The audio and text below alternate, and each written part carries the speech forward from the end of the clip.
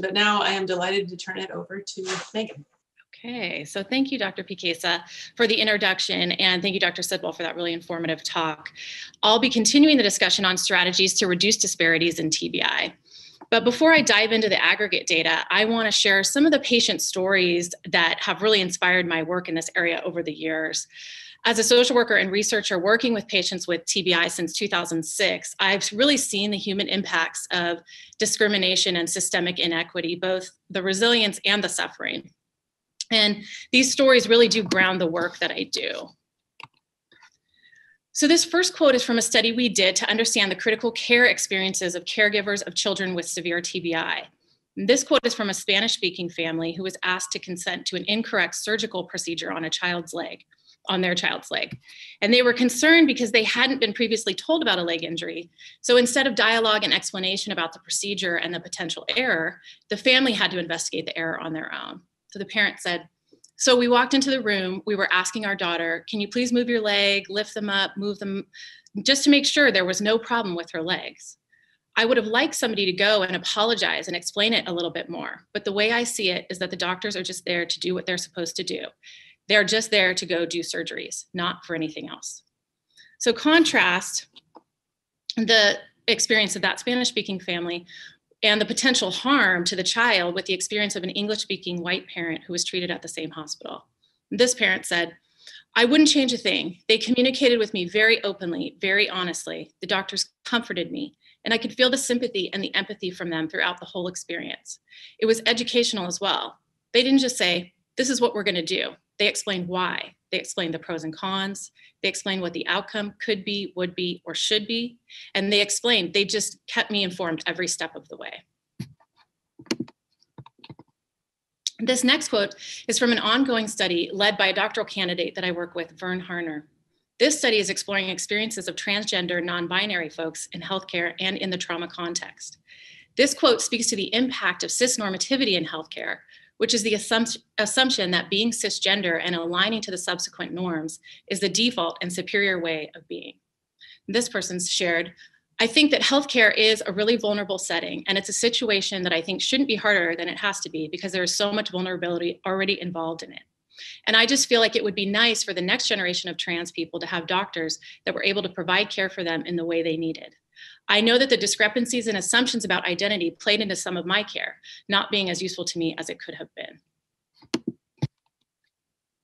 These last two quotes are from a study done by my colleague at the University of Washington, Dr. Molly Fuentes, who specializes in developing culturally congruent rehabilitation services for American Indian Alaska Native children after TBI.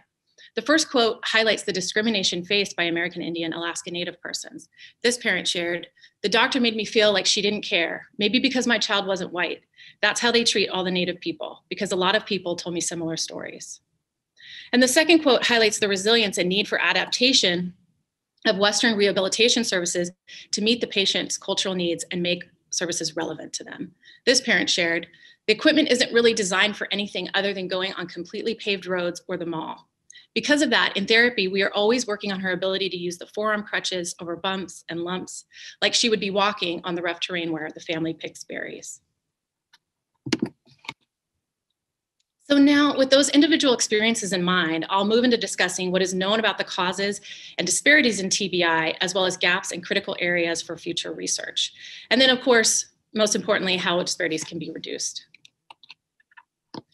In terms of causes of inequities, I'll draw from the NASEM model developed in 2017 that depicts the causes of inequity as structural and driven by socioeconomic and political forces, as well as the importance of community-driven solutions across a variety of domains to address health equity.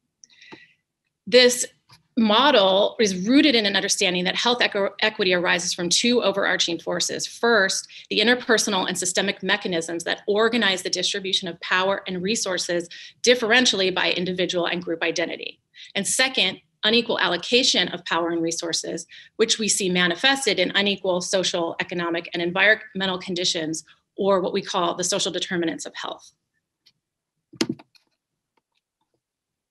In trying to understand the landscape of disparities in TBI, I'd like to provide a framework for understanding TBI within a life course model. This idea comes from the medical literature where Rowland and others have described illnesses as having a life course. Applied to injury and with regard to understanding disparities aligned within that NASEM model I just shared, structural inequities and biases are the overarching causes of injury disparities. Next, I'm including the injury life course and critical intervention points along the way.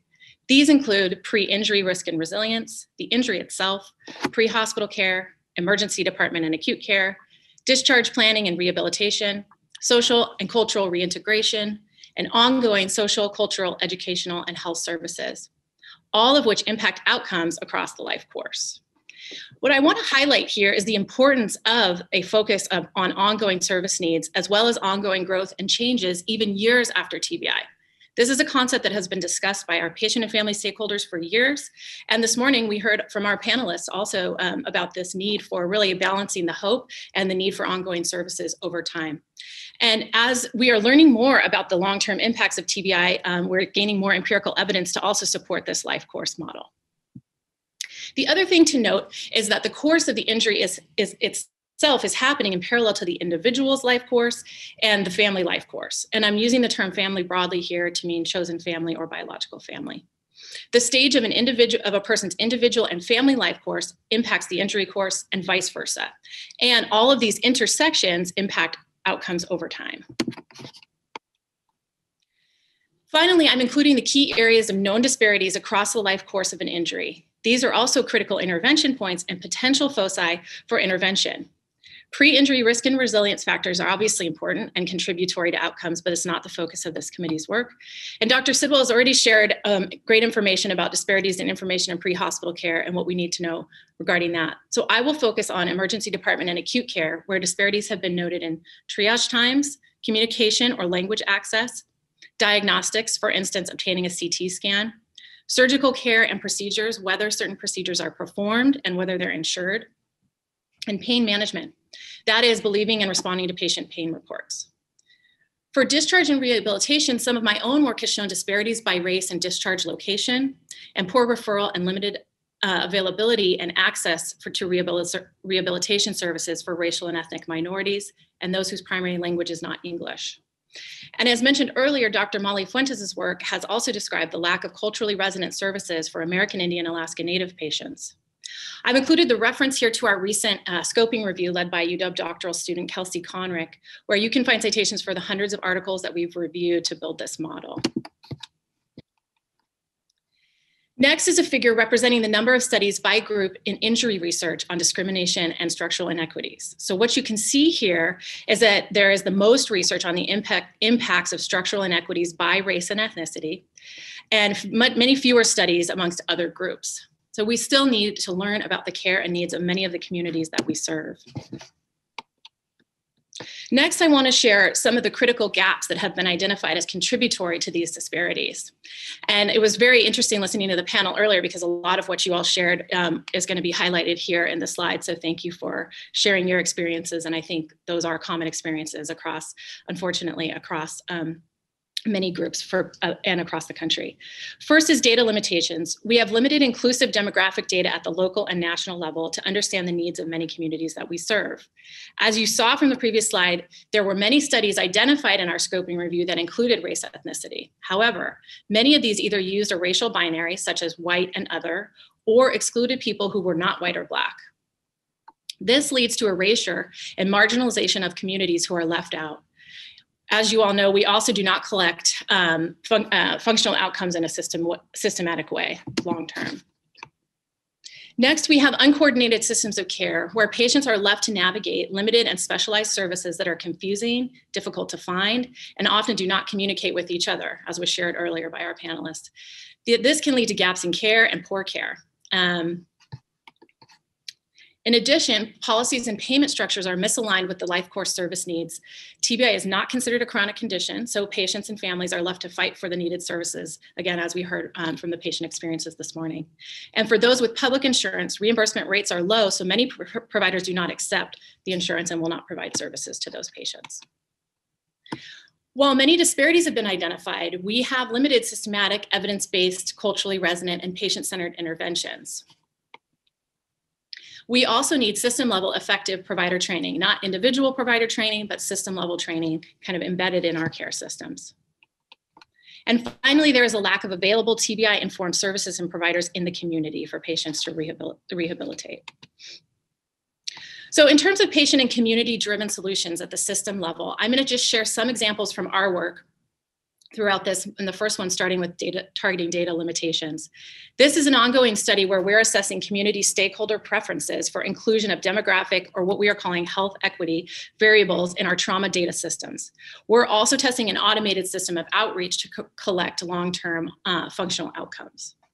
We've interviewed trauma surgeons from across the country, those who implement processes at the local trauma registry level, as well as data collectors, and more than 250 diverse trauma patients. This has been and has needed to be a community engaged process because of the history of oppression in classification systems. But we will soon report recommendations for inclusive variables and processes driven by our patient and stakeholder preferences. When considering addressing uncoordinated systems of care and the TBI life course, the focus really needs to be on policies and payment structures that incentivize coordination and recognize patient needs. Next, I want to highlight here 3 studies from my work as examples of studies aimed at developing and testing culturally resonant and patient-centered interventions. The first is the BRIGHT study, led by Drs. Jeannie Hoffman and Jesse Fan, and including Dr. Jennifer Bogner as a co-investigator who's here on the committee today. This is a pragmatic trial of a patient-centered clinical case management model to improve the transition from hospital to home for patients with TBI. So helping with that coordination, as was talked about from the patient panel. It is a deep collaboration with patient and family stakeholders who've been involved at every stage of study development and implementation. The second study I'll highlight is SWIFT, a study that I conducted with Dr. Jeff Manley, who is also here today at Zuckerberg San Francisco General Hospital, to train and utilize social workers to improve the transition from emergency department to home for patients with TBI. It really worked because it is a sustainable model that was embedded in the current system of care and used existing providers. The third study with Dr. Monica Vavilala, also here today, focuses on an implementation model for embedding psychosocial care for families into the Pegasus critical care pathway after severe pediatric TBI. And we are focusing in this intervention on patient and family preferences. In the area of provider training, as I shared earlier, my group is working to understand ways to improve trauma care for transgender non-binary persons. I want to highlight that this research is what is called T for T research. That is, that it is done by transgender folks for transgender folks, which is really critical to accurate interpretation and appropriate use of data. Finally, we need to focus on training providers to conduct TBI-informed care in existing community-based and culturally resonant services. We really need to meet patients where they are and where they feel safe. One promising community-based research approach to do this is the use of practice-based research networks, or PBRNs.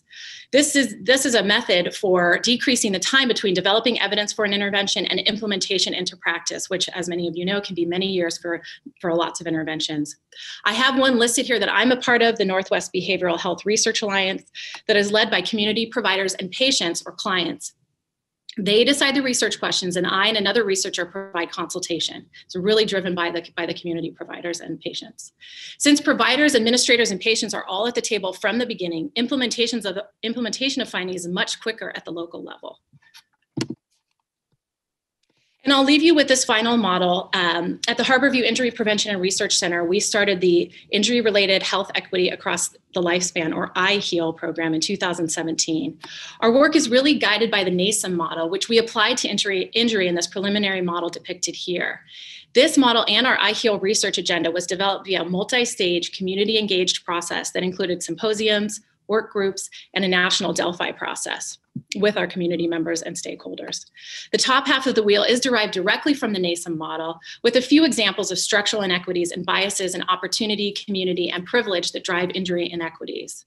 Then the bottom half of the wheel highlights the importance of community engagement to align our research, services, policies, and payment structures with strengths-based, culturally resonant, and patient-centered perspectives.